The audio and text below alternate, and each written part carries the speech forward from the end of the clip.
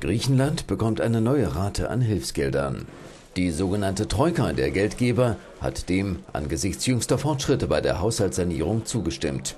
Diese Troika wird gebildet von EU, Europäischer Zentralbank und Weltwährungsfonds.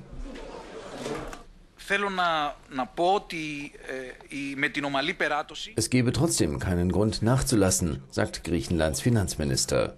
Der Weg zurück auf die Finanzmärkte sei steinig.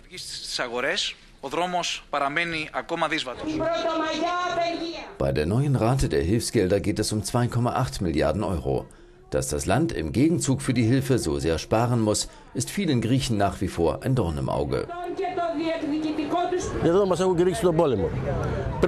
Die haben uns den Krieg erklärt, meint er. Das müssen wir auch machen und letztlich müssen wir gewinnen.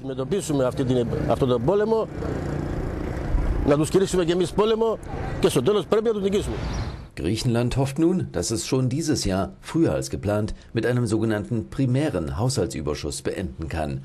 Einem Überschuss also für das reine Wirtschaften, noch ohne die Zinszahlungen für die Schulden.